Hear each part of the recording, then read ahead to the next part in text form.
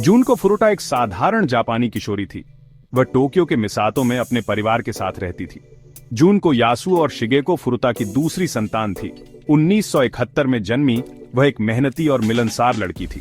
अपने माता पिता और भाई के साथ जूनको एक खुशहाल और सामान्य जीवन जी रही थी। हाई स्कूल में वह एक अच्छी छात्रा थी और अपनी पढ़ाई में ध्यान देती थी। अपने खाली समय में उसे संगीत सुनना, दोस्तों के साथ घूमना और अपनी डायरी लिखना पसंद था। जूनको ने भविष्य के लिए कई सपने संजोए थे। वह एक बेहतर जिंदगी चाहती थी और अपने परिवार का नाम रोशन करना चाहती थी, लेकिन नियति को कुछ और ही मंजूर था। उसकी जिंदगी एक दुखद मोड़ लेने वाली थी, एक ऐसी घटना जिसने जापान को हिलाकर रख दिया। 25 नवंबर 1988 को जूनको फुरुटा की जिंदगी हमेशा के लिए बदल गई।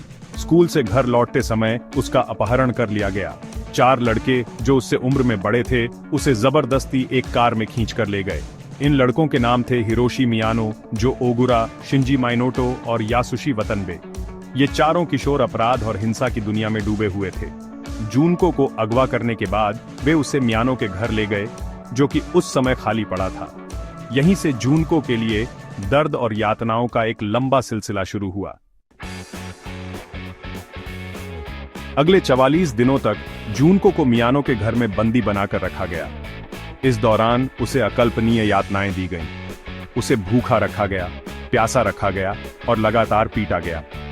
उसे सिगरेट से जलाया गया, तेजाब पिलाया गया और लोहे की छड़ों से उसके शरीर को दागा गया।